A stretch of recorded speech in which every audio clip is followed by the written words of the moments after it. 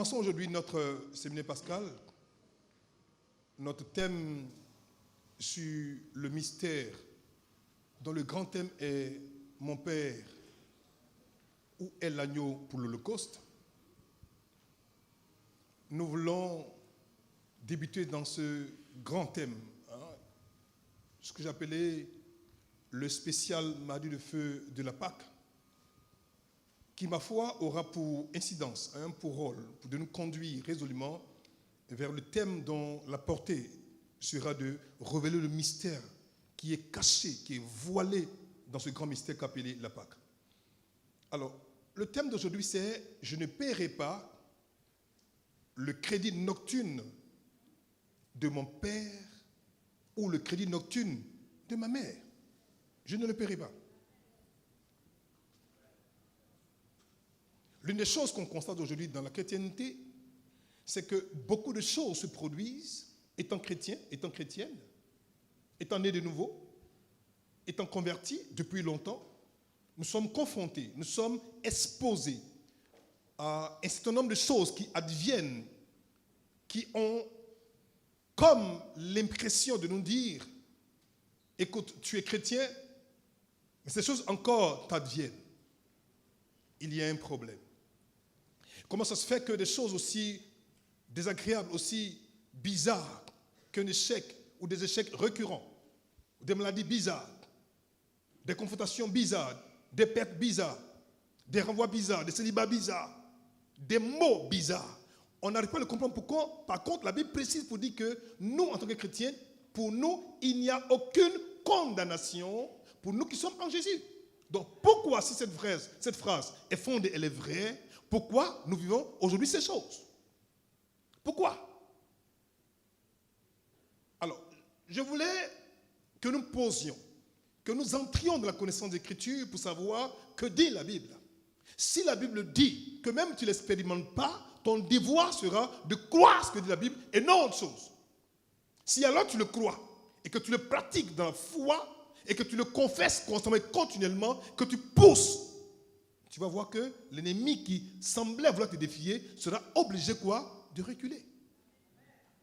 Et le rôle de mon intervention ce soir, ce sera justement de t'amener à prendre conscience que, en fait, le résultat de la manifestation de ton miracle ne dépend plus de Jésus-Christ, parce que déjà, il a pourvu. Tout dépend maintenant de toi et de comment tu vas quoi? Le revendiquer sur le fondement de la connaissance exacte de Dieu. Je parle à quelqu'un ce soir? Alors, regardez. Le mot dette, parce que là, dans le mot, on a dit créance, mais crédit, mais le mot dette, le crédit, c'est une dette, vient du latin debita, qui veut dire que la dette est la somme d'argent que l'on doit à quelqu'un à qui l'on a emprunté. Donc, s'il y a réclamation, s'il y a dette, ça sous-tend, ça suppose quelque part, ou toi, ou ton père, ou ta mère, ou ton oncle, ou ta tante, ou ton frère, ou ta soeur, ou ton cousin, ou ta cousine, qui font office de parents, ont pris une créance, ont pris une dette quelque part, et maintenant, tu te dois quoi? De la payer. Ou du moins, c'est ce que ça me dit, les choses qu'on vit, les situations qui nous exposent, qui nous affectent, qui nous font souffrir. Mais pourquoi ces choses? Je n'arrive pas à comprendre, je me bats pendant longtemps. Avec ce même problème, ça ne finit pas. Pourquoi ce célibat semble si dur, si fort, si intense? Qu'est-ce qui ne va pas? Alors, la dette, c'est aussi l'obligation morale, c'est le fait de se sentir lié à quelqu'un, à un groupe par le devoir. La dette est en fait une obligation envers quelqu'un, c'est un engagement dont on doit s'acquitter au risque de subir quoi? Une sanction. À la réalité, un homme qui ne paie pas sa dette est exposé à une sanction. Tu empruntes de l'argent que tu ne rembourses pas, tu vas quoi? Payer le prix. Parce que tu dois. Et quand on doit s'acquitter de sa dette. D'une manière ou d'une autre, on doit s'acquitter de sa dette. Moralement, une situation de dette est une situation sociale dans laquelle une personne ou un groupe de personnes ayant reçu une attention d'une personne ou d'un autre groupe de personnes a l'obligation de rendre quelque chose de la même valeur. Et retenez cette phrase, de la même valeur. Dis avec moi, de la même valeur. Dis bien avec moi, de la même valeur. Tu vas comprendre tout à l'heure pourquoi. Alors, la dette nocturne, donc on va maintenant l'appliquer à notre thème. La dette nocturne, donc concerne toutes les activités nocturnes effectuées par nos ascendants, père et mère, ou père ou mère, pardon, et par nos collatéraux, frères et sœurs, ou frères ou sœurs, qui ayant joué un rôle de paternité ou de maternité dans nos vies, leur conférant du coup une position, un devoir moral envers eux. Il y a des fois où tu es né, ton père et ta mère sont décédés, ton frère t'a élevé, ta soeur t'a élevé, et devient pour toi ou il devient pour toi de facto comme un père ou comme une mère. Par conséquent, s'il contracte une dette dans le monde spirituel, cela aussi peut t'affecter. Je parle à quelqu'un ce soir? Qui est ton père ce soir? Qui est ta mère? Pourquoi aujourd'hui, ce qui est arrivé à ton grand-père, à ta grand-mère, à ton oncle, à ta tante, à ton frère, à ta soeur, à ton père biologique ou non, t'arrive aussi à toi? Pourquoi ça t'arrive? Quel est le lien étroit établi entre toi et lui? Il y a des fois où même on n'est même pas né à la même période, mais pourtant, ce qu'il vit, tu vis la même chose. Le grand frère se marie, il a divorcé, tu demandes toi aussi tu divorces. Il y a quoi? Qu'est-ce que vous lit? Dette nocturne.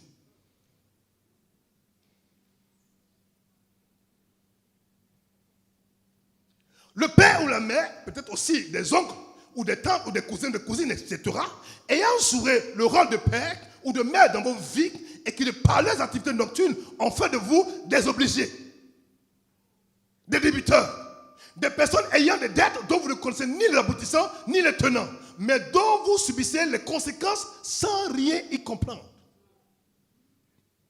Quand il contractait sa dette, tu n'étais pas là. Mais aujourd'hui, tu payes cash ce qu'il a emprunté hier dans le monde des ténèbres. Ce soir, je suis venu enlever la dette de quelqu'un au nom de Jésus-Christ de Nazareth. Ce qu'on t'a imposé contre ton gré, avant même que tu ne naisses ce soir, par le pouvoir du sang de Jésus-Christ, j'arrache cette dette au nom de Jésus. Tu ne m'as pas compris, camarade. Tu ne m'as pas compris. Je vous dis, je ne suis pas parler à tout le monde. Ceux qui sont fatigués là, c'est à eux que je viens de parler ce soir. Je dis, peu importe le niveau de ce que tu sens, de ce que tu vis maintenant, peu importe la dette qui court, la créance qui est sur toi, peu importe le poids qui est sur toi ce soir, par le pouvoir de la croix, je suis venu arracher cette dette au nom de Jésus. Si tu n'es pas fatigué, moi je suis fatigué. Si tu n'es pas exténué, moi je suis exténué. Si tu n'en peux plus, moi j'en peux plus. Tu dois voir les choses changer. Ça doit bouger. Ça doit évoluer. Ça doit monter. Ça doit fluctuer. Ça ne peut plus être pareil. C'est plus possible. Écoutez-moi. Là, cette vie-là, si tu ne la méprises pas, elle ne changera pas. Tant que tu l'aimeras, elle va rester attachée à toi. Tu dois la mépriser. Dis ça doit finir. Dis ça doit finir. Non, dis ça doit finir. Non, dis ça doit finir. Non, dis-le bien. Dis-le avec conviction. Dis-le bien, bien. C'est toi. Regardez-moi. Tant qu'une réalité pour toi, tu t'en accommodes, tu vis avec, tu arrives à t'y faire, elle finit par coller à ta peau et à devenir une personnalité que toi, tu finis par accepter. Parce que tu l'as laissé quoi? Prospérer en toi. Vous connaîtrez la vérité. Vous la connaîtrez. Et elle, la vérité, aura le pouvoir, la puissance de vous libérer. Les conséquences liées à la dette nocturne des pères et des mères. Regardez. La conséquence majeure d'une dette nocturne non payée est l'esclavage imposé à sa progéniture. Tu comprends ça? Je reprends. Regarde-moi. La conséquence majeure d'une dette nocturne, qui n'a pas été payée, c'est que ta progéniture, tes enfants, vont payer cash cette situation en devenant quoi? Esclaves dans le monde des ténèbres. Comment tu vois des hommes qui sont devenus esclaves d'alcool? On a beau prier, ils ne changent pas. D'où ça vient? Pourquoi lui de la famille? Pourquoi elle de la famille? Qu'est-ce qui ne va pas? Dette nocturne. Esclavage conséquent d'une dette nocturne d'un père ou d'une mère. Tu regardes la situation. Tu as tout pour monter. Tu as tout pour évoluer. Tu as tout pour réussir. Mais quand tu te regardes, il y a comme une force bizarre qui te combat. Tu as beau prier. Tu as beau jeûner. Tu as beau pleurer. Elle ne s'est pas poussée. Pourquoi? C'est comme s'il a un droit légal d'être avec toi. Ça doit finir ce soir.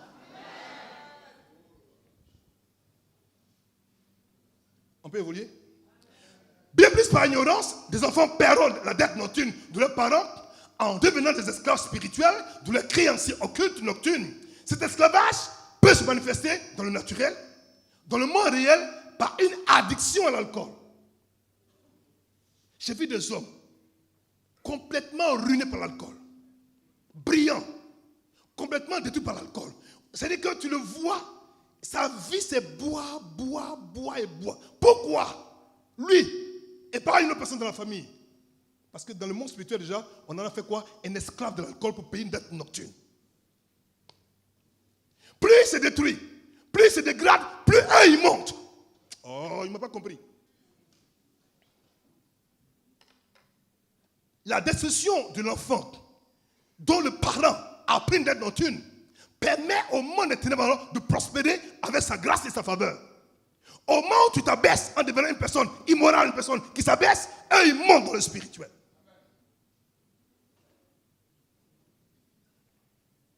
Mes enfants, cette année, je dis cette année, c'est l'année de Euma. Tu dois.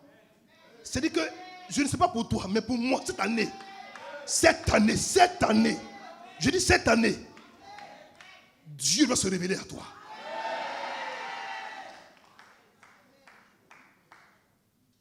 Vous verrez un membre de cette famille qui s'adonne à l'alcool et qui verra sa vie complètement détruite et toutes les tentatives pour le rendre lucide seront vaines. On jeûne, on prie, on fait tout pour lui, mais rien n'y fit. Pourquoi? Parce qu'à la limite, sa volonté, sa personnalité, son devenir, sa destinée sont contrôlés dans le monde des ténèbres. Il ne peut rien faire contre. Pourquoi? Parce qu'il est esclave de quelqu'un quelque part. Et tant que la dette parentale n'a pas été payée, il ne sera pas libéré. Je parle à quelqu'un? Ou encore par un désir immodéré pour le sexe opposé. Il y a des hommes ou des femmes, ils courent les femmes jusqu'à ils meurent avec ça. C'est-à-dire que tu te demandes, mais qu'est-ce qu'il a? Il ne peut pas t'expliquer pourquoi. Il ne peut pas s'en passer. Parce qu'en fait, plus c'est détruit dans le sexe, plus eux ils grandissent dans autre chose. Vous n'avez jamais vu ça?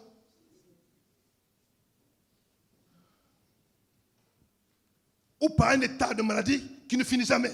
Des hommes, quand ils sont malades, c'est pour ruiner la famille. Il est malade tous les mois, toutes les semaines. Il est malade. S'il était trop en bonne santé, c'est un jour. Après, il est malade. Malade. Et puis, c'est un organe précis. Soit c'est le cœur, soit c'est le foie, soit c'est les reins. Il y a quelque chose, soit c'est les yeux. Mais il y a un problème précis. Ça va, ça vient, ça va, ça vient, ça va. Il est bloqué. Il est devenu esclave dans le monde des ténèbres. Il vit dans son organe. Ils opèrent avec son organe. Il y a des fois où tu as mal aux pieds, des douleurs atroces. Pourquoi? Parce que, en fait, tes pieds ont été pris comme des pieds pour faire des pinèdes cheval dans le monde des ténèbres. Esclave. J'arrête ça ce soir au nom de Jésus. Tu vois, dans une famille, tout le monde est myope. Tout le monde, ils sont comme ça, eux tous comme ça, myopes. Parce que leurs yeux ont été volés dans le monde des ténèbres. Des migraines bizarres. Ta tête est devenue quoi? Un mortier où on pile un outil bizarre. Dette nocturne. Ton ventre est un ventre bizarre. Tu n'arrives pas à concevoir. Ton ventre est devenu l'endroit où on garde leur viande bizarre. Je broie ça au nom de Jésus.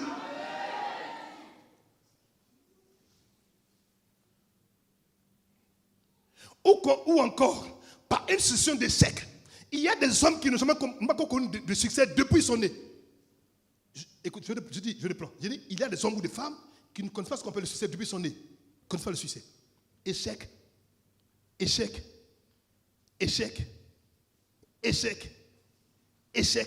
Et il meurt dans l'échec.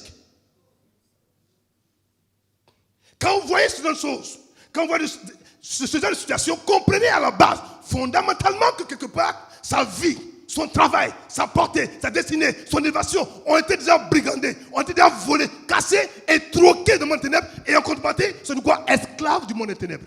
À cause d'une créance qu'un père ou une mère a eu contractée à cause d'eux. Souvent ils disent, bon, donne-moi ça. Après tu peux prendre mes enfants. Toi tu n'étais pas là quand ils ont dit ça. Tu dormais. Sûrement tu n'aimes pas qu'on est. Et puis tu viens. Et puis malheureusement, tu comprends que ce n'est pas déjà, tu viens avec vraiment un problème de santé bizarre.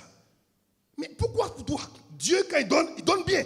Pourquoi quand toi tu nais, il y a un problème de santé bizarre qui n'arrive pas à finir? Tu as fait quoi à Dieu? Rien. Mais pourquoi ainsi?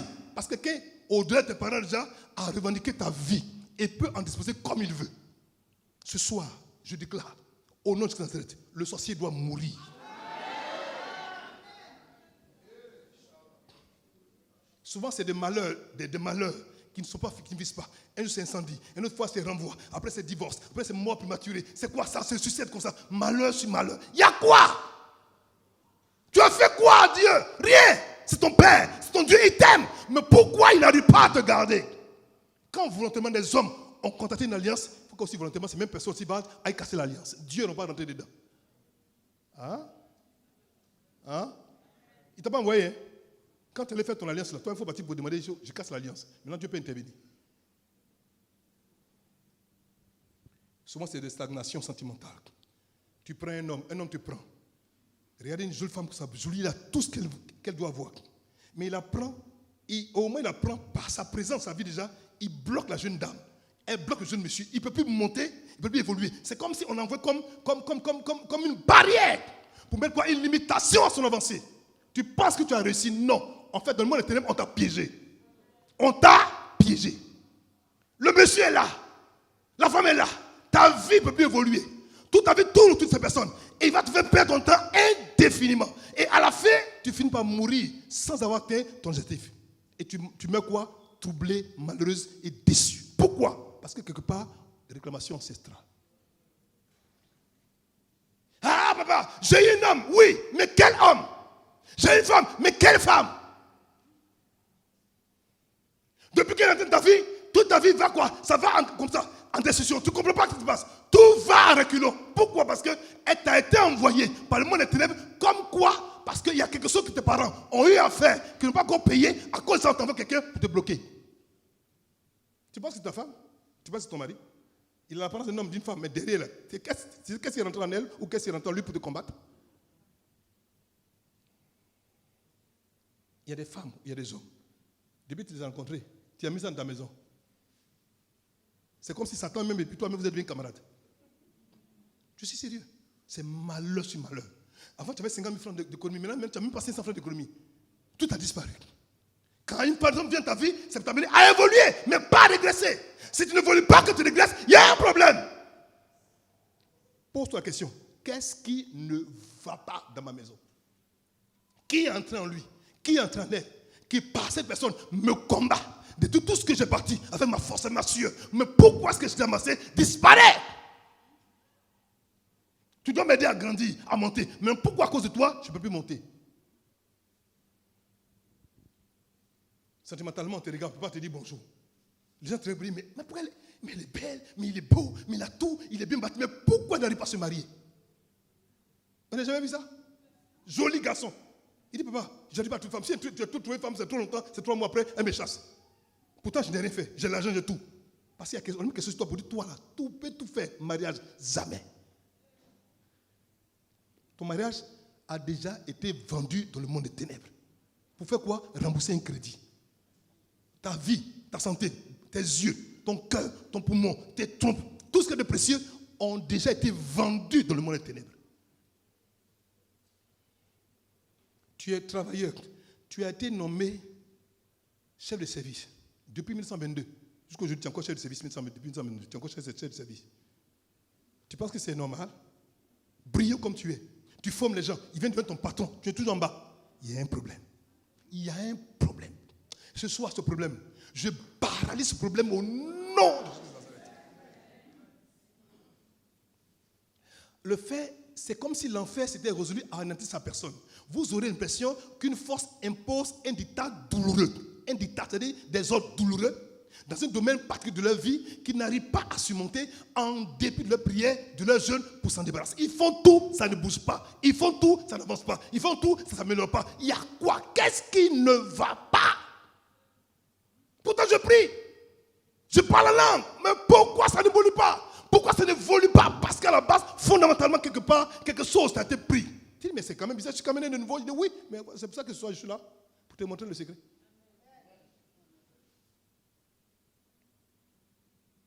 Beaucoup de chrétiens sérieux et engagés font face aujourd'hui à ce genre de situation qui semble défier leur foi. C'est quand tu me dis, mais papa, je suis né de nouveau, je suis chrétien, je fais tout, mais pourquoi est-ce que ça n'évolue pas? Mais papa, j'ai fait quoi à Dieu? Tu n'avais fait à Dieu? Il y a une vérité que tu as omis de respecter, de pratiquer. C'est ça qui te fatigue aujourd'hui. Moi, je suis fatigué. Moi, je suis fatigué. Blaise, je ne veux plus.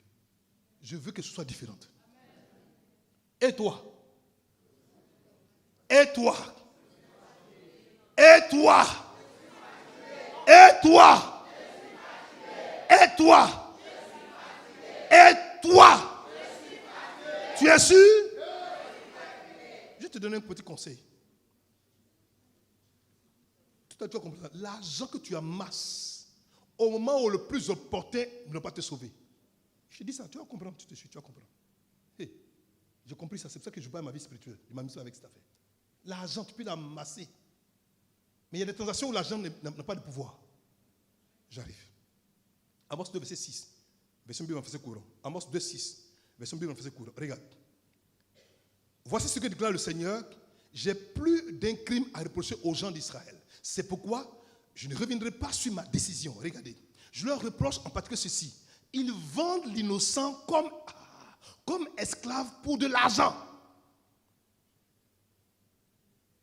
qui n'a pas pu rembourser. Ils vendent le malheureux pour une paire de quoi? Sandales. Ta vie dans le monde des ténèbres a été évaluée à une paire de sandales. C'est-à-dire, ce n'est même, bon, c'est quand en Côte d'Ivoire on dit tapette, même c'est pas vrai, c'est-à-dire des tongs, sandales. Ta vie, on dit, oui, bon, lui on le regarde, oh, sandales. Et si on évalue ta vie à des sandales, c'est quoi les sandales? C'est ce qui est par terre qui marche dans la boue, des choses bizarres. Ta vie, c'est comme des choses qui sont dans la boue. C'est que tout ce qui est mauvais, c'est ce qui est ta part et ta portion. C'est là que tu ne comprends pas des hommes, ils ont beau faire, ils vont tout fois, ils sont toujours en bas. Pourquoi? Parce que dans le spirituel, on les regarde comme quoi? Comme des sandales. Sandales! Toi qui devais être quoi? Une couronne sur la tête, tu es devenu quoi? Des sandales. Je bombarde ça au nom de Nazareth. Le malheureux, on le vend pour une paire de sandales. Même pas 10 paires, une seule paire, 2 pieds. Amos 8, verset 6, regarde. Vous vendez à vos clients jusqu'au déchet de vos blés. Vous récupérez comme esclaves des malheureux pour un peu d'argent qui n'ont pu rembourser, des pauvres pour une paire. Il est ici encore pour une paire de sandales. On vend des pauvres pour une paire de sandales. Vendu dans le monde des ténèbres. Vendu. Pourquoi? Une paire de sandales. Ce soir, si d'aventure, dans le monde des ténèbres, à cause d'un oncle, d'une tante, d'un frère, d'une soeur, d'un cousine, d'un père ou d'une mère, tu avais été vendu. Ah! J'arrache et tu repositionnes. Et tu deviens désormais une couronne et non des sandales. Au nom de... 2 Rois 4, verset 1. 2 Rois chapitre 4, verset 1, verset Bible, verset courant. Regarde. Un jour, une femme dont le mari avait été membre d'un groupe de prophètes. Regardez bien, le mari avait été membre d'un groupe de prophètes. Le mari avait été membre d'un groupe de prophètes. Regardez bien, le mari avait été membre d'un groupe de prophètes. Vint trouver Élisée et le supplia de l'aider. Élisée lui dit-elle, tu sais que mon mari était un fidèle adorateur du Seigneur, donc un homme qui craignait Dieu. Maintenant, il est mort. Et l'homme à qui nous avions emprunté de l'argent va venir chercher mes 2 enfants pour en faire ses esclaves. Alors, laissez-moi demander, m'a posé une question. Mais à qui avait-il emprunté l'argent? Ça m'a fait titre. Bon, s'il appartenait à un groupe de prophètes, Donc, à qui il va demander de l'argent? Forcément, à un groupe de prophètes. À un homme, c'est-à-dire à un membre du groupe de prophètes. Certainement qu'il devait quoi? À un prophète. Puisqu'il appartenait à ce groupe en question. Donc, c'est un frère, en guillemets, à qui il n'a pas remboursé sa dette, qui fait qu'il est mort. Maintenant, il s'en fout. Il dit, maintenant, je veux quoi? Tes enfants. Ton ennemi, là, il ne vient pas de loin, hein, il est dans la maison. J'ai dit, ton ennemi ne vient pas de loin, hein, il est dans la maison. Donc, si tu appartiens à un groupe et que tu as emprunté de l'argent, la stratégie la plus élémentaire fait que tu empruntes l'argent au groupe à qui tu appartiens. Tu me dis, bon, comme c'est mon frère, peut-être que lui au moins il sera plus combatif. Non! Il n'a pas eu pitié. Quand tu es mort, il a demandé tes enfants en contrepartie de la dette financière que tu lui as donnée. Qui t'a donné pardon? Pourquoi ça? Le monde là, que tu penses être un bon monde, là, c'est quand tu es vivant qu'on te considère. Quand tu es mort, là, on ne te considère plus. Évolue mon fils. Alors, comment sortir de la dette nocturne contractée par nos pères et nos mères? Comment sortir de la dette nocturne contractée par nos pères et par nos mères? Comment sortir cette dette? Comment sortir? Alors, voici ma proposition. Elle n'est pas hostile, mais la voici la mienne. Alors, nous devons comprendre la pensée d'Ésaïe 52, verset 3. Nous devons comprendre la pensée d'Ésaïe 52, verset 3. Regardez. Ésaïe 52, verset 3 dit ceci. Car ainsi par l'Éternel, c'est gratuitement que vous avez été vendus. C'est quoi? Gratuitement. C'est gratuitement que vous avez été vendus. Il dit, ce n'est pas à prix d'argent que vous serez rachetés. Je comprends une chose. En fait, on peut vendre une personne sans rien, mais pour la racheter, il faut donner quelque chose qui est plus précieux que ce qui a pris, ce qui a servi quoi? À le vendre. Pourquoi c'est sans rien? Je me suis posé la question, mais pourquoi est-ce qu'ils ont été vendus gratuitement? Parce qu'en fait, au moment où on te vendait, tu ne connais même pas le prix de ta vente. Je reprends. Tu ne connais même pas le prix de ta vente. À combien tu as vendu, tu ne connais pas le prix. C'est gratuit. Parce qu'au moins, si je connais le prix, je peux renégocier comme de combien on m'a vendu. Mais je ne connais pas le prix. Donc, en fait, c'est comme si on m'a vendu gratuitement. Évoluons. Alors, selon ces tests, des personnes ont été vendues gratuitement, sans contrepartie, vendues à la pauvreté, à l'échec répété, dans tous les domaines de leur vie, vie spirituelle, vie sentimentale, vie professionnelle, dans leur santé, ils ont été vendus. Partout, il y a ce que le monde des ténèbres veut, ils ont pris. D'autres personnes ont pris les yeux, d'autres ont pris l'intelligence, d'autres ont pris la force, d'autres ont pris le caractère, d'autres ont pris l'étoile. Tout ce qui est bon, ils ont pris. D'autres ont pris les trompes, d'autres ont pris l'intestin, d'autres ont pris ils ont tout pris. Ils prennent et eux-mêmes fixent le prix qu'ils ont pris sur toi. Sans que toi, tu en sois quoi? Informé. Vous devez aussi comprendre que l'argent, votre argent, ne pourra pas vous sauver. Dis Amen. Amen. Car l'argent n'a pas la même valeur dans le monde spirituel occulte. Ton argent ne compte pas dans le monde des ténèbres et ne pourra donc pas payer ce que tu dois et que Dieu a offert tes parents. En fait, je veux dire, c'est quelque chose, le fait que tu reçois, tes parents t'ont vendu. Tu emmagasines des milliards. Mais le monde des ténèbres s'en fout des milliards. Eux, ils veulent ta tête. Sinon, pourquoi est-ce que les pauvres meurent et les riches aussi meurent? Si on pouvait changer et qu'on pouvait voler son argent, les riches ne pas mourir. Mais ils meurent aussi. Parce que dans le monde des ténèbres, il y a une loi qui prévaut, tu vas comprendre cette loi-là. Continue mon fils. Le principe qui prévaut, c'est une équivalence qui opère selon la loi du talion qui stipule dent pour dent, œil pour œil. Ça veut dire quoi? Je mange ta dent, tu manges ma dent. Je prends ta tête, tu donnes ta tête. Je mange ton pied, tu donnes ton pied. Il faut qu'il soit quoi? Une équivalence. Ils s'en fichent. Tu as déjà vu ceux qui disent, bon, écoute, je ne tue pas, donne-moi l'argent, je vais laisser papa mourir. Tu as déjà vu ça? Tu as déjà entendu? Tu as déjà entendu ça? Tu as déjà entendu ça? C'est même quand l'enfant même est devenu grand, il est riche et puissant, c'est ça même qu'on veut manger. Pourtant, il a beaucoup d'argent, il peut nous sauver. On le mange quand même. Pourquoi? Parce que dans le monde des ténèbres, ce n'est pas l'argent qui a été utilisé pour te vendre, c'est autre chose. Donc c'est ce qu'ils ont vendu dans le monde des ténèbres, c'est ce qu'ils doivent prendre. S'ils ont donné le cousin, ils prennent le cousin. S'ils ont donné le neveu, ils prennent le neveu. S'ils donnent une nièce, ils prennent une nièce. S'ils ont donné un pied, ils prennent un pied. S'ils ont donné un yeux, un œil, ils prennent un œil. S'ils ont donné un cœur, ils prennent un cœur. Ils s'en fichent de ton argent. L'année que tu cherches depuis longtemps, là, ça ne va pas te sauver au moment opportun. Quand j'ai compris ça, j'ai dit, mon Dieu, si je suis malin, je m'attache à Jésus. Je m'attache quoi? À Jésus. Si je suis malin, je m'attache à Jésus. Au moment où j'ai amassé l'argent, et j'en ai besoin, on dit les sociétés te poursuivent. Tu te bats, ça n'évolue pas. Tu as les moyens. Tu dis, bon, écoutez, allez voir les ninjas de ma famille qui ont fait ce deal. Je vais donner l'argent en contrepartie. Ils vont dire, ça ne nous intéresse pas. On veut ton pied. On veut ton cœur. C'est ça qu'on veut. Tout ce que Dieu, ça ne nous intéresse pas. On veut quoi l'argent? Ce sont des mangeurs d'âme. On n'est pas des mangeurs d'argent, mangeurs d'âme. Ils ne mangent pas l'argent, ils mangent d'âme. Enfin, ils mangent des âmes. Mangeurs d'âme, ils mangent d'âme. Exode 21, verset 24. Regardez. Œil pour œil, dent pour dent, main pour main, pied pour pied. Tout ce que tu apportes doit avoir son équivalence dans le monde des ténèbres. Sinon, pour eux, ça ne marche pas. Question. Quelle est la loi qui prévaut chez toi? Ça, c'est la loi globale que Dieu donne sur la loi du talion. Mais quelle est la loi globale qui prévaut dans ta vie familiale? Quel est le démon? Comment est-ce que dans le monde des ténèbres, ils ont vendu? Et ils ont fait de ce que tu as un esclave. Et qu'est-ce qu'ils veulent en contrepartie? Ce soir, quand on va découvrir ça, on va bombarder ça au nom de Jésus-Christ. Et on va annuler ce décret. On va l'annuler. Pour dire qu'il doit y avoir une égalité qui est fonction des règles qui ont été établies dans leur réunion occulte et qui prévalent. Règles que seuls détiennent et connaissent. C'est-à-dire qu'en fait, sans que tu ne découvres pas le mystère de quel était le fondement de leur deal, le contenu de leur contrat, tu auras du mal à casser ce contrat. Seul le Saint-Esprit peut te le révéler. C'est pour ça que sans le Saint-Esprit, on est mal barré.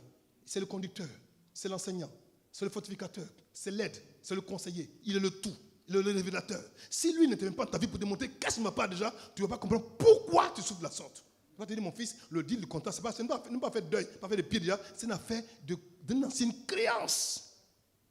Je connais une famille. La famille aujourd'hui est décimée. Donc je peux en parler sans problème. Mais je connais la famille. Je connais l'aîné de la famille qui était une fille brillante. Son père avait une des plus grandes pharmacies de Yopougon. Brillante. Extrêmement brillante. Brillante.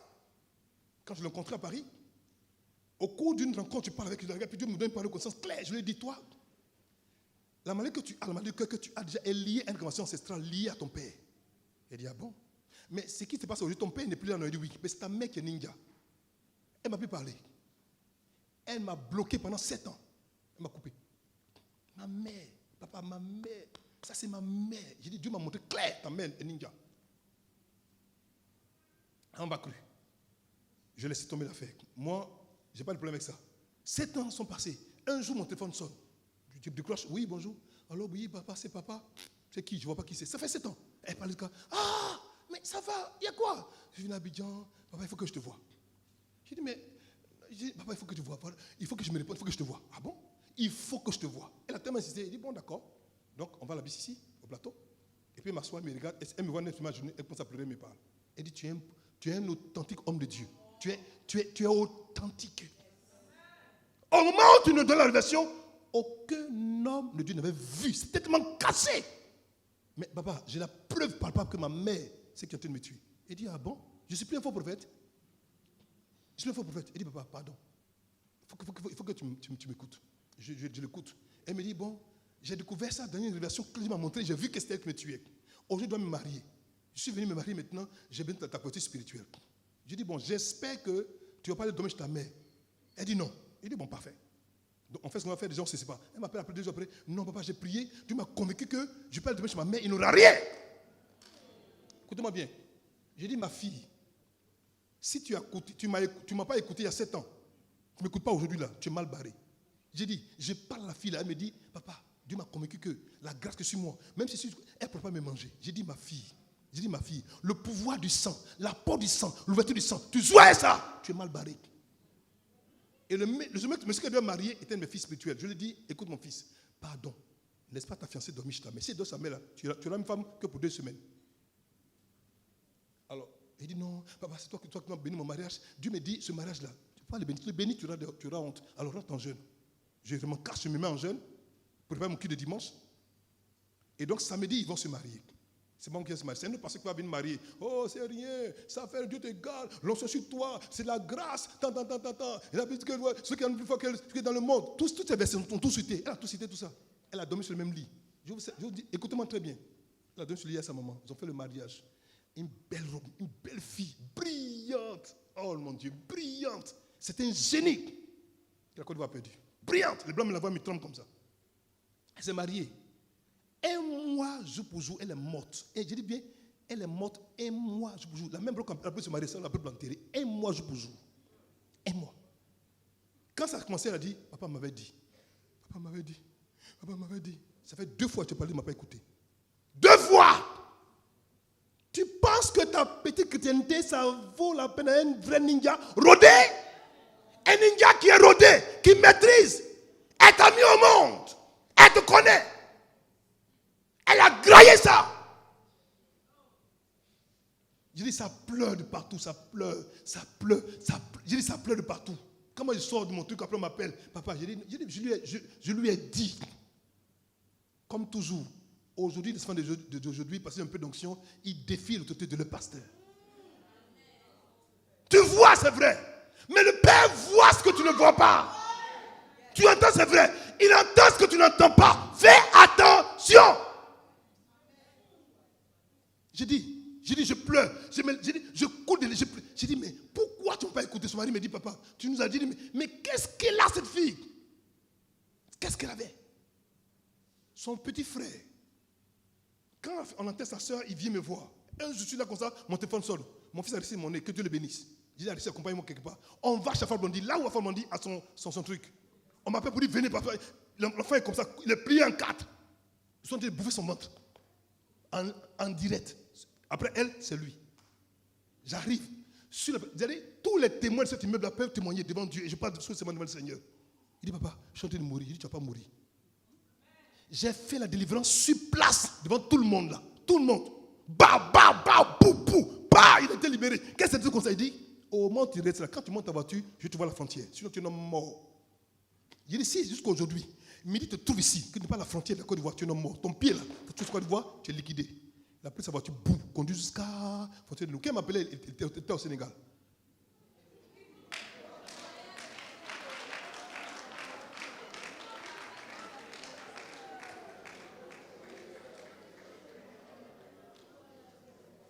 Il m'appelle, me dit, j'avais entendu parler de Dieu, mais je sais que Dieu, il est réel.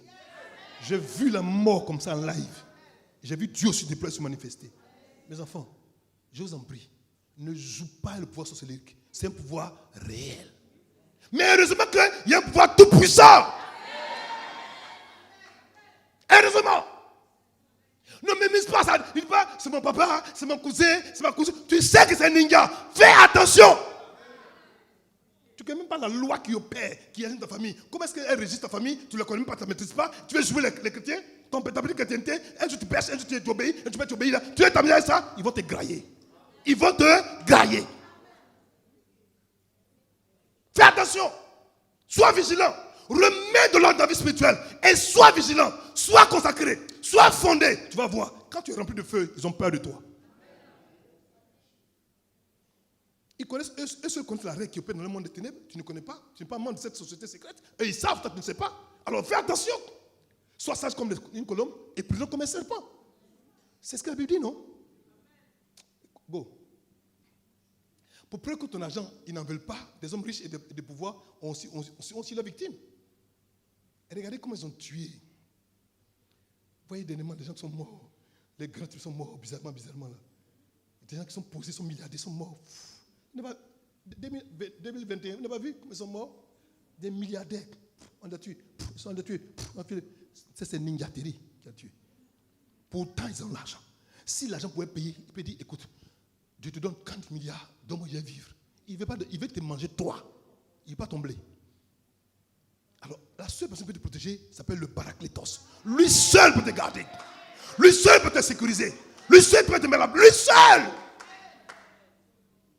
Lui seul.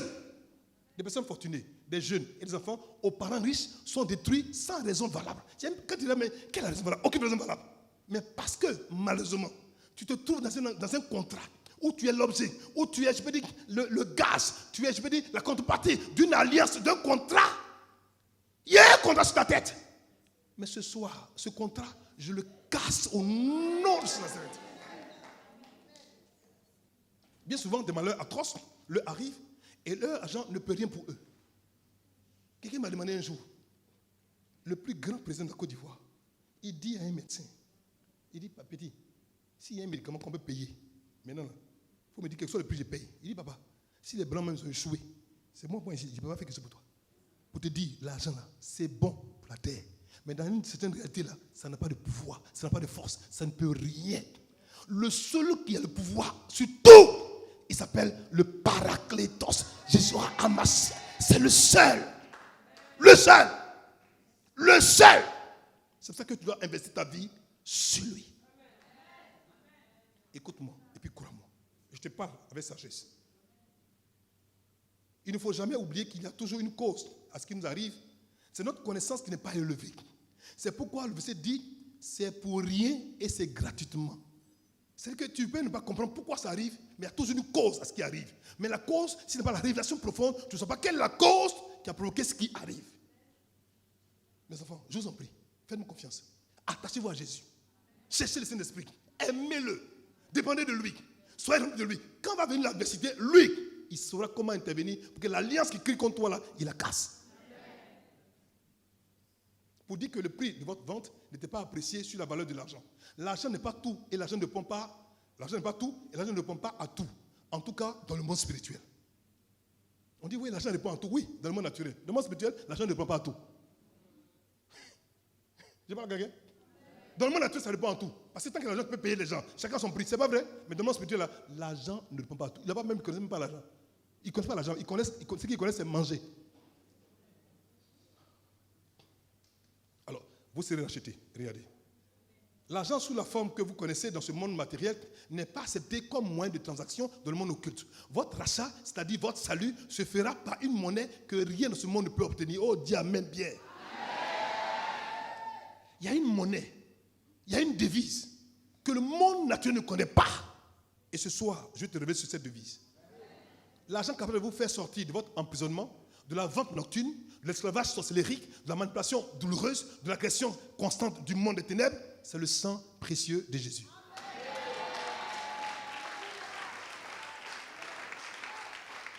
Quel que soit le deal qui a été fait contre toi, quand tu places le sang, il est obligé de bouger. Il est obligé. Pourquoi? Parce que c'est le seul élément divin qui frappe dans le spirituel et frappe dans le naturel et frappe dans l'éternité. C'est le seul élément divin. Le seul. C'est encore des gens d'hommes. Il y a des gens qui ne peuvent pas les délivrer. Je vous dis devant Dieu, si tu n'es pas fatigué de ce qui t'advient maintenant et que tu n'es pas prêt ou prête à changer, dis Seigneur, j'en peux plus. Cette année-là, je veux voir les choses bouger. Je peux rien faire pour toi. Mon fils, évolue. Pour cela, il faut être conscient que cette monnaie, cette devise, c'est le sang de Jésus-Christ de Nazareth. Parce que c'est une question de prise de conscience, de savoir et surtout d'usage de cette monnaie, de cette devise. Si tu ne l'invoques pas, il faut pas constamment et continuer tes prières, tu ne vas pas voir cet argent agir. Il y en a qui prient un jour, 2 jours après, ils ne prient pas. Ils prient 3 jours, 4 jours après, ils ne prient pas. Ils prient une semaine, un mois après, ils ne prient pas. Non! Tant qu'il n'y a pas encore de changement, je dois continuer d'invoquer le sang et son pouvoir sur ma situation pour que quelque chose se produise. Tant que ça ne change pas, je continue. Dis je continue. Dis je continue. Oh, dis je continue. Dis je continue. Oh, dis je continue. Oh, dis je continue. Oh, dis-le bien. Tu ne pries pas bien. Ah, papa, bah, c'était vrai. Mais pourquoi si j'ai prié une semaine après? Tu connais ton cas? Tu connais la nature de ton cas dans le spirituel? Tu connais sa profondeur? Est-ce que quand on va détruire un immeuble, puis une personne basse, on détruit ça de la même manière? On détruit ça de la même manière? Est-ce que renverser un immeuble et renverser une maison basse, c'est la même chose? Chaque monde a sa devise, son moyen d'échange qui est utilisé. Dans le monde spirituel, seul le sang précieux de Jésus-Christ peut reprendre, racheter ce qui a été vendu gratuitement à votre insu. Comment faire donc? Il faut recourir aux signes. Oh, dis signe. Oh, dis signe. Oh, dis-le bien. Dis-le bien, bien. Dis signe. Dis signe. C'est meion, dit le grec. Recourir au signe du sang de Jésus comme gage de notre liberté. Tiens. Je m'étais depuis hier soir, je réfléchis, je me dis, mais Seigneur, mais pourquoi le Seigneur me dit, il faut bien lire le texte que tu lis depuis longtemps. Lis bien le texte, tu vas comprendre. Regardez. Exode 12, verset 12 à 13. Regardez. Cette nuit-là, je passerai dans le pays d'Égypte et je frapperai tous les premiers-nés du pays d'Égypte, depuis les hommes jusqu'aux animaux, et j'exercerai des jugements contre tous les dieux de l'Égypte. Je suis l'Éternel. J'aime Jésus quoi? Il dit que lui là, il va les juger tous. Les dieux les plus dangereux sont en Égypte. Il dit lui Dieu, il va les juger. Bon, s'il a jugé les dieux d'Égypte, s'il a jugé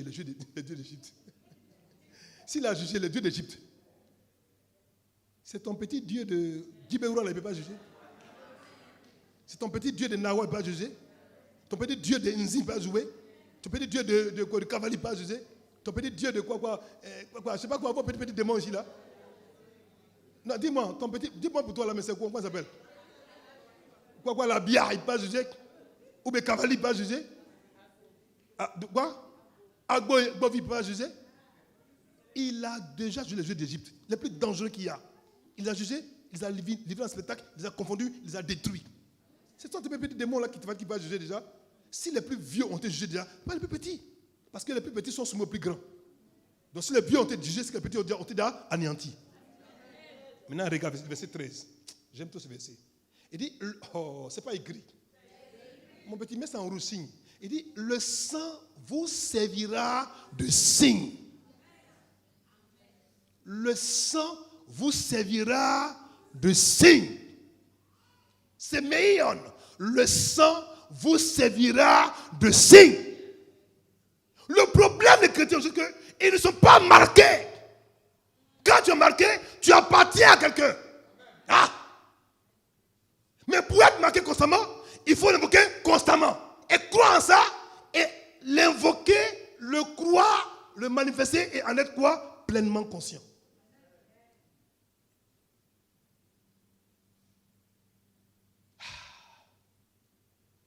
Je vous dis, est-ce que l'enfant du président, bon, tous les présidents maintenant n'ont pas d'enfant, bon, qui, donnez-moi un président qui a un enfant. Hein? Qui? Ouais, non, bon, donne-moi un bon président. Le président, l'autre là, ancien là. Non. Trump. Donald Trump avait beaucoup d'enfants. C'était des fils. Est-ce que quand Donald Trump était président des États-Unis, ses fils avaient besoin de dire, je suis enfant de Trump? Pourquoi? Ils en étaient conscients qu'ils étaient fils de Trump. Ils emportaient quoi? Les attributs extérieurs. Et puis ils en avaient quoi? La dignité et la prise de conscience. Donc quand ils marchent dans la Maison Blanche, on est obligé de les prendre au sérieux. Oui ou non? Ils avaient une marque extérieure qui était le nom qu'ils portaient. Comment est-ce qu'ils se comportaient? Qui faisait que quand on le voit, on dit, ah, c'est un fils de Trump. Mon petit, rentre. Mais toi, va à la Maison Blanche.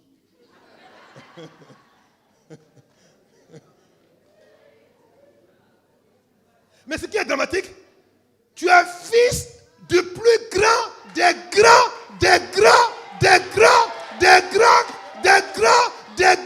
Mais malheureusement, tu marches comme un esclave.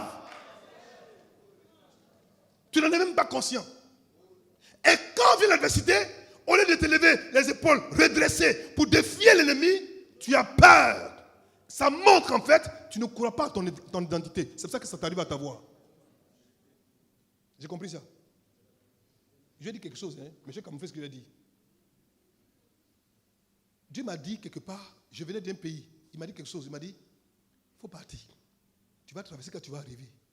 J'ai dit, Seigneur, il dit, tu vas traverser. C'est moi, la terre m'appartient. C'est un dans ma main. Va. Tu peux quitter un pays comme la France, venir en Côte d'Ivoire sans papier. Tu peux venir sans papier. Tu peux. Mais moi, j'ai fait ça. Il dit, Je suis sérieux. Je suis sérieux. Il dit, la terre m'appartient. Va. J'ai dit, va. Je suis venu. Quand j'explique, Jusqu'au jour, mais papa, c'est pas possible. C'est possible. J'ai fait ça. Parce que je croyais tellement en lui que je n'ai même pas eu peur. Parce qu'on m'avait arrêté, on m'était en prison.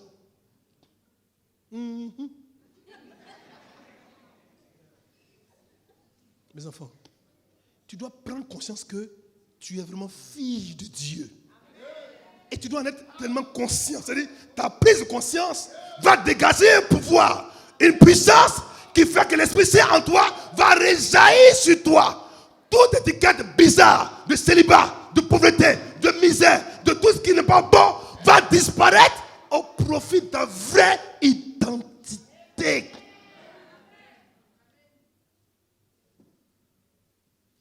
Mes enfants, moi je vous parle. Maintenant tu peux croire ou ne pas croire.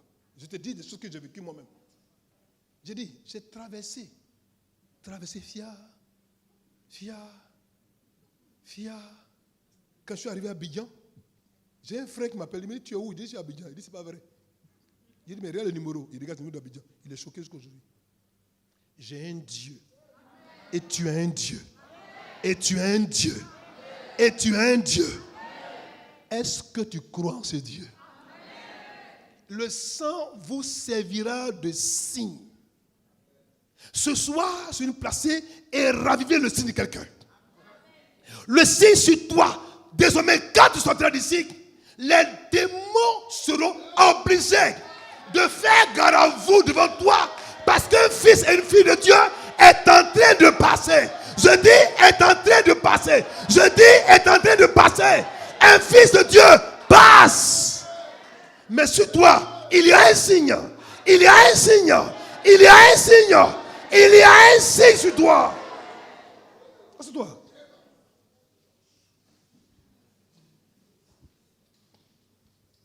Croyez en Dieu. Croyez en Dieu. Et croyez en l'Esprit Saint. Il dit, sur les maisons où vous serez, je verrai le sang. Et je passerai par-dessus vous. Et il n'y aura point de plaie qui vous détruise. Regardez, il n'y aura point de plaie qui vous détruise. Vous, à cause de quoi? Du signe qui est quoi? Sur vous. La plaie qui détruit les autres ne vous détruit pas vous. Ne vous touchez pas vous. Parce que quand je frapperai quoi? L'Égypte. Mes enfants, je vous en prie. Je vous demande pardon. Si d'aventure ta foi chrétienne, ta mère chrétienne, c'était un jour dedans, elle doit revoir ça. Parce que tu es une privilégiée. Tu es tellement spécial. Reviens, remets-toi dans la bonne voie pour voir comment Dieu agit avec toi. Ça te surprend. Évoluons. Genèse 4, verset 15. L'Éternel lui dit, si quelqu'un tuait Caïn, Caïn se fait venger 7 fois. Et l'Éternel vint, mis un signe sur Caïn pour que quiconque le trouverait, ne tuera point. Regardez, un homme qui a tué son frère. Dieu lui met un signe, pour ça on ne le tue pas. Toi, tu ne vas pas tuer quelqu'un. On a mis un signe tout sur toi. Et tu crois. Oh. Si Dieu peut marquer un meurtrier et on ne le touche pas, et toi qui es fils, qui es fille de Dieu, tu es marqué par le sang précieux de Jésus-Christ et tu as peur. Si tu n'as pas compris cette affaire, je vais rien faire pour toi. Si un meurtrier est marqué, il n'est pas tué, c'est toi fils de Dieu. Appartenant à une nouvelle alliance, tu as peur. Quand tu as réalisé que tu es marqué sur toi, tu n'as plus peur. C'est les démons qui doivent rappeler de toi, ce n'est pas l'inverse. De même que selon Genèse 4, verset 15, Dieu mit un signe physique sur Caïn pour ne pas qu'il soit tué. De même, le signe du sang précieux de Jésus-Christ sur la porte du cœur du croyant empêchera l'ennemi d'entrer dans sa vie pour provoquer quoi? La mort. Il ne peut pas entrer. Parce qu'il y a un signe qui te protège. Un signe qui te garde. Un signe qui te particularise, qui te distingue, qui fait de toi un homme et une femme à part. Mais crois ça. Sois-en conscient, sois-en consciente et clame-le, déclare-le, confesse-le et agis quoi? En conséquence. Je vous en prie. J'ai dit, cette année-là, contre ton gré, tu seras obligé de monter. Dans ce cas, le signe est une marque invisible à l'œil nu, mais visible dans le monde spirituel. C'est quand tu te regardes, on peut voir ce signe. Mais les démons voient ce signe, te respectent. Et vous savez que lorsqu'on nous passons, quand le démon nous voit, il fait comme ça. Vous savez pourquoi? Parce qu'il y a deux choses. Un ange ici, un ange là, et puis la couronne de vie sur la tête. Il dit ça c'est pour Dieu, on ne le touche pas. Maintenant, en plus encore, il y a le signe du sang de Dieu sur toi. Il sait que tu es un intouchable. Dis, je suis un intouchable. Oh, dis la conviction. Dis-le avec conviction. Dis-le bien. Dis-le fort. C'est toi.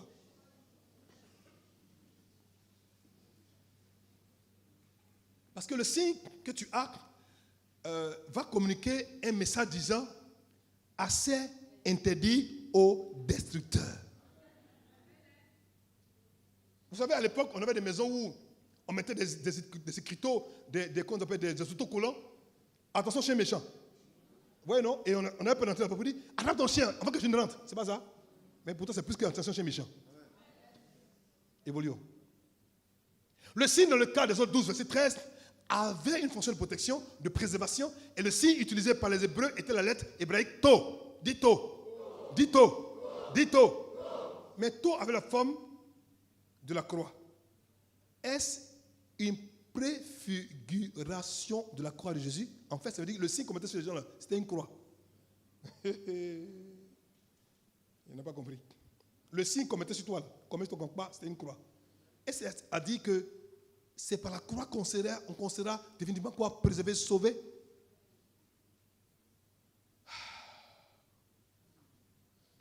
Le signe qu'on mettait sur les gens-là, c'était une croix. C'était la lettre To. Donc la valeur numérique était 400. On mettait sur les gens comme bah. Quand tu mets To sur toi, quand il regarde, il ne touche pas ça. Ça, c'est appartient à Jésus, il ne touche pas. C'était quoi? C'est quoi? Une préfiguration de ce que plus tard après, par la croix, et par sa puissance, par son pouvoir, aucun homme ne pourra te toucher. Parce que la croix a été l'instrument par lequel Satan a été livré quoi? En spectacle et humilié. Lui et ses démons. Est-ce que ce que dit là, est-ce que la Bible en parle? Regarde. Ézéchiel 18, verset 1 à 9. Version Bible en français courant. Ézéchiel 18, verset 1 à 9, version Bible en français courant. La parole de l'Éternel me fit adresser en ces mots. Pourquoi dites-vous ce proverbe dans le pays d'Israël? Les pères ont mangé des raisins verts et les dents des enfants en ont été agacées. Je suis vivant, dit le Seigneur l'Éternel. Vous n'avez plus lieu de dire ce proverbe en Israël. C'est-à-dire c'est fini. C'est-à-dire qu'avant on disait que les papas ont mangé des raisins verts, les enfants ont été agacés. Il dit, pourquoi dites-vous ce proverbe dans le pays d'Israël? Les pères ont mangé des raisins verts et les dents des enfants en ont été agacées. Continuons. Je suis vivant, dit le Seigneur l'Éternel. Vous n'aurez plus lieu de dire ce proverbe en Israël. C'est fini. Et regardez ce qu'on doit dire maintenant. Voici toutes les âmes sont à moi. Qui parle? Dieu. L'âme du Fils comme l'âme du Père. L'une et l'autre sont à moi. Aïe, aïe, aïe, j'aime cette phrase. L'âme qui pêche, c'est elle qui mourra.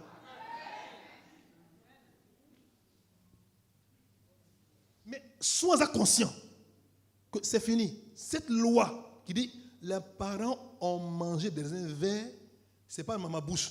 Et toi-même qui vas manger, c'est tes dents qui sont quoi? Agacées. Qui a mangé? Les parents. Qui a les dents cassées? Les enfants. C'est fini. C'est fini. C'est fini. C'est fini. C'est fini. C'est fini. C'est fini. Si tu manges ton sorcier, il va te manger toi-même. Tu manges ton pied, on va manger ton pied. Tu manges l'œil, on va manger ton œil. Tu manges le doigt, on mangera ton doigt. Tu manges le cœur, on mangera ton cœur. C'est l'homme qui pêche qui mourra.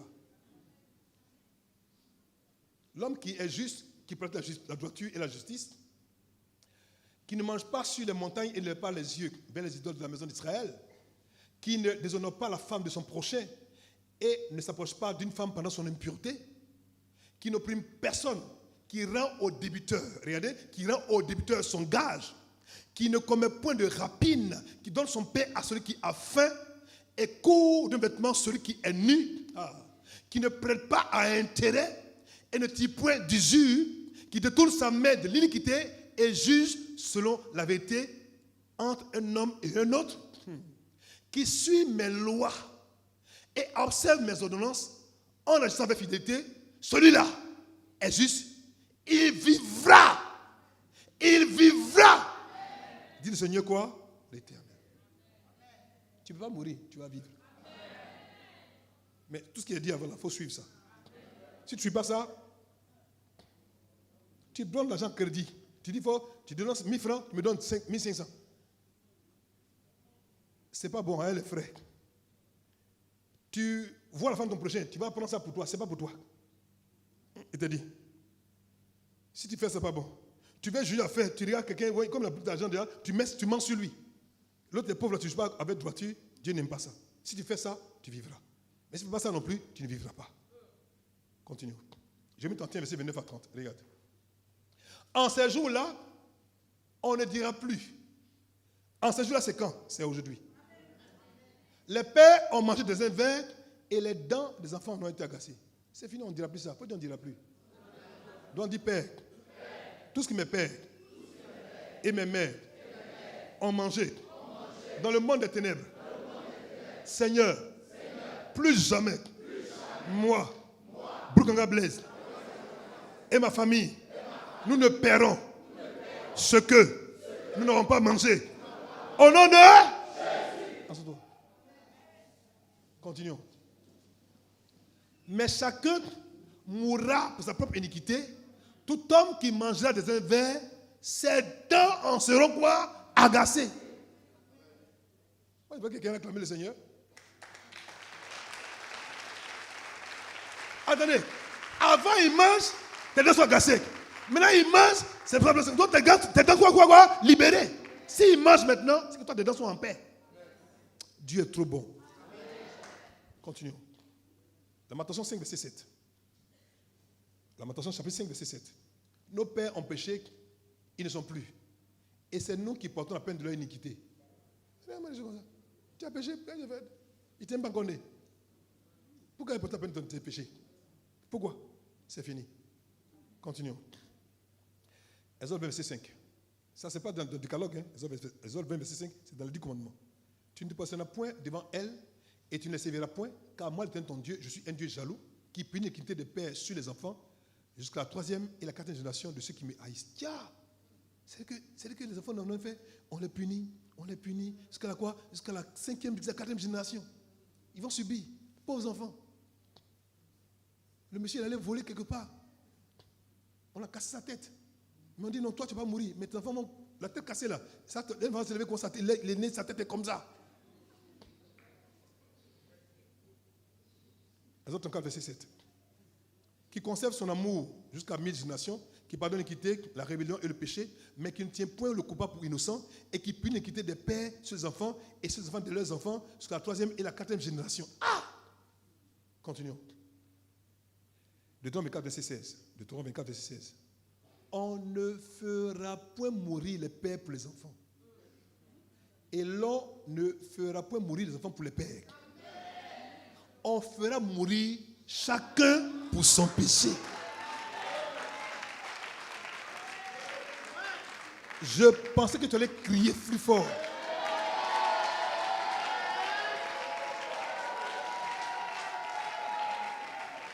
Ça veut dire que si aujourd'hui quelque chose t'arrive déjà, ne pense pas que c'est parce que ton père a péché que ça t'arrive. Il ne faut plus penser ça.